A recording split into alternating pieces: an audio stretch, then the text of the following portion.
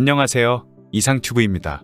프라보어 수비안토 인도네시아 국방부 장관은 지난 1월에 내가 대통령에게 24개월 이내에 최대 50척의 함정을 획득하겠다고 보고했다고 하원 군사위원회에서 밝혔습니다.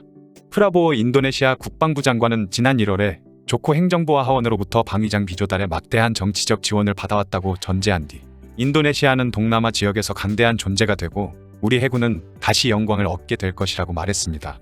특히 프라보어 장관은 나는 대통령에게 24개월 이내에 최대 50척의 함정을 획득할 것이라고 보고했다라고 하원 군사위원회에서 밝혀 주목을 받고 있습니다. 이 50척이라는 숫자가 무엇을 의미하는지 자세히 알 수 없지만 미 언론은 인도네시아 현지 관계자에게서 입수한 정보를 바탕으로 한꺼번에 50척의 함정이 바다로 나갈 준비가 돼 있다는 뜻이며 새롭게 50척의 함정을 24개월 내에 조달한다는 의미는 아니다라고 보도했습니다. 하지만 인도네시아 국방부는 이탈리아의 핀칸티에리와 카를로 베르가미니급 프리깃 6척과 영국의 밥콕과 에로우에드 142척의 조달 계약을 맺었으며 또한 일본의 모가미형 호위함을 4척을 조달하기 위한 자금 요구안을 재무부에 제출한 것으로 알려졌습니다. 그러나 인도네시아는 3년간 1250억 달러라는 어마어마한 자금을 9년 대화에 투자할 계획이 확인된 상태입니다. 인도네시아 공군은 한국에서 KF-21 이외 라팔이나 F-15EX 중 하나의 기종을 조달할 계획이며 여기에 공중급유기 조달 계획도 승인받은 것으로 알려지고 있는데 인도네시아의 무기 조달 계약 체결과 조달 계획 승인은 공수표라 정말 잘 모르겠다라는 생각이 듭니다. 일반적으로는 무기 도입에 대한 재정적 지원은 무기 도입국의 재무부가 국가 예산으로부터 자금 공급을 보증하거나 정부 간의 융자 조건을 확정시키는 등을 확보한 다음 계약을 체결하기 때문에 즉시 계약이 발효됩니다. 하지만 인도네시아 방위장비 도입에 필요한 자금의 대부분은 해외 금융기관의 융자로 조달되어 인도네시아가 해외에서 무기를 도입하기 위해서는 인도네시아 정부의 채무 보증을 재무부에서 발행받아 해외 금융기관과 협상해야 합니다. 2020년 말에 인도네시아는 프랑스와 라팔 도입에 관한 계약을 체결했지만 결국 계약을 발효시키는 데 필요한 자금 확보에 실패했기 때문에 현재는 인도네시아와 프랑스와 라팔 도입에 관한 계약은 실효되고 있다고 알려져 있습니다. 또한 이탈리아의 핀칸티에리와 영국의 밥콕과도 함정 건조에 대한 조달 계약을 맺었지만 현재 함정 건조에 대한 움직임을 보이지 않는 것도 계약을 발효시키기 위한 자금 확보에 어려움을 겪고 있어서입니다.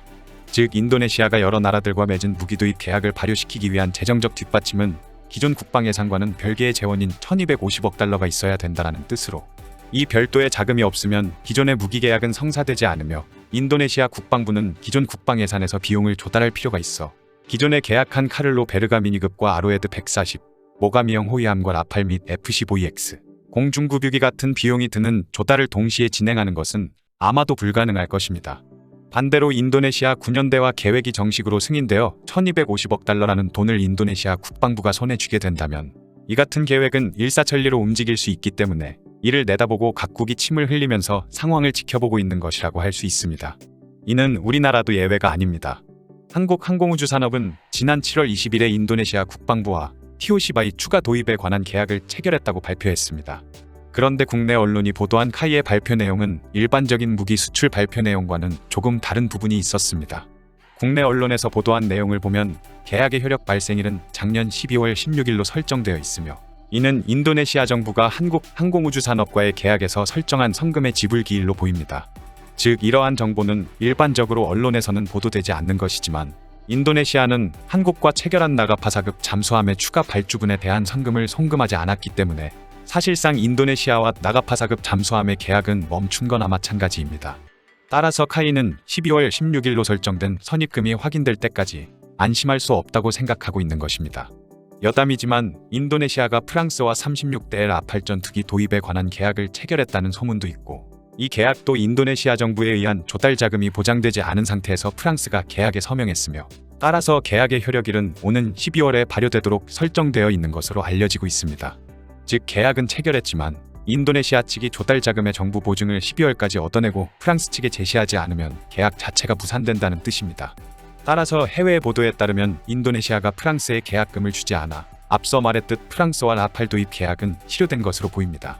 이처럼 인도네시아와 계약하는 나라들은 인도네시아의 나가파사급 잠수함 추가 발주분의 선금을 한국에 송금하지 않고 있기 때문에 인도네시아에 무기를 판매하는 나라들은 선급금이 입금되면 계약이 발효되는 것으로 설정하고 있으며 이번 카이의 인도네시아에 대한 TOC파 수출 보도건처럼 이런 정보까지 보도된 무기거래 계약은 인도네시아 외에는 본 적이 없는 것 같습니다.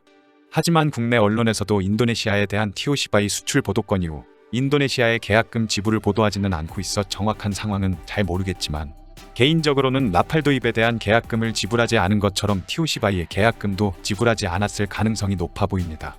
어쨌든 한국과 계약한 인도네시아의 나가파사급 잠수함에 대한 계약 불이행은 세계 여러 나라의 무기 수출 계약에도 영향을 미치고 있는 것 같습니다. 한편 인도네시아는 향후 3년간 1250억 달러, 하나로 약 143조 원이라는 막대한 예산을 인도네시아 9년대화에 투입할 것이라고 밝힌 것은 미국 언론이었습니다. 미 정부가 출자하여 설립된 자유아시아방송과 제휴하고 있는 베나르뉴스는 인도네시아 정부가 발행한 대통령령 초안을 입수했으며 이 문서에는 조코위도도 인도네시아 대통령의 임기가 만료되는 2024년까지 1250억 달러의 자금을 투입해 인도네시아군의 현대화와 전력 확장을 추진할 계획이 포함되어 있다고 밝혔습니다. 구체적으로는 장비의 업그레이드와 도입에 791억 달러, 이자 지급에 134억 달러, 긴급사태나 장비의 유지관리 등에 325억 달러 등을 쓸 계획이며 자금 조달 방법에 대해서는 외국으로부터 차관으로 조달한다고 명기되어 있습니다. 즉 인도네시아에 장비를 판매하는 정부가 발행한 채무 보증을 통해 무기 수출국의 은행에서 자금을 조달한다는 의미인데 어떠한 무기를 조달할 것인가에 대해서는 아무런 언급이 없으며 확인할 수가 없습니다. 인도네시아의 이런 계획이 정말로 실행된다면 앞서 말했듯 프랑스와 계약을 체결했다고 알려진 라팔 전투기 36대와 미심쩍었던 잠수함 전력의 12대의 확장과 F-15EX와 F-16V 등의 도입도 현실화될 수도 있습니다. 또한 영국 국방 전문 매체인 제인스에 따르면 지난 7월 14일에 인도네시아 재무부는 외국 해군에서 퇴역한 잠수함을 취득하기 위해 최대 6억 달러까지 해외 융자를 받도록 승인했다고 보도했으며 재무부가 발행한 문서에 따르면 이번 조치는 새 잠수함의 도입까지의 간극을 메우기 위해 1,800톤에서 2,800톤급의 중고 잠수함을 취득한다고 명시되어 있지만 구체적으로 중고 잠수함을 몇 척 조달하고 어느 나라에서 도입하는 것에 대한 설명은 명시되어 있지 않았습니다. 즉 침몰사고로 잃은 난갈라 잠수함의 간극을 메우기 위한 조치라면 중고 잠수함 조달 건수는 한 척뿐이겠지만 인도네시아는 한국과의 계약을 확실히 하지 않은 채 다수의 국가와 잠수함 조달에 관한 논의를 진행하고 있습니다. 따라서 인도네시아의 새로운 잠수함 도입은 상당히 지연될 가능성이 높으며 이러한 격차를 메우기 위해서는 인도네시아는 2척 이상의 잠수함을 도입해야 합니다. 인도네시아의 이런 계획은 남중국해와 접경한 나투나섬 주변의 배타적 경제수역과 중국이 독자적으로 주장하는 구단선의 경계선이 중복되어 중국 측의 함정이나 어선을 인도네시아 측 배타적 경제수역 내로 진입시키는 문제로 인도네시아는 골머리를 앓고 있고 3년간 1250억 달러라는 숫자는 중국에 대한 인도네시아 정부의 위기감을 보여주는 것입니다. 어쨌든 이번 카이에 인도네시아에 대한 티오시바이 훈련기의 수출은 3년간 143조 원이 투입되는 인도네시아의 9년대화 작업의 일환으로 보이며 계약은 맺었지만 인도네시아가 올해 12월 16일까지 성금을 입금하지 않으면 계약은 취소될 수도 있습니다. 하지만 연간 국방 예산이 작년에 96억 달러밖에 안 되는 인도네시아가 12배가 넘는 액수의 자금을 차관으로 조달할 수 있을지는 정말 알 수가 없고 자금 조달에 실패한다면 이 계획은 그림의 떡으로 끝날 수도 있으며 그렇게 된다면 카이의 티오시바이 훈련기의 수출도 어려워질 수도 있어 계속해서 인도네시아의 현지 사정을 주목할 필요가 있습니다. 이상 마치겠습니다. 시청해주셔서 고맙습니다. 이상튜브였습니다.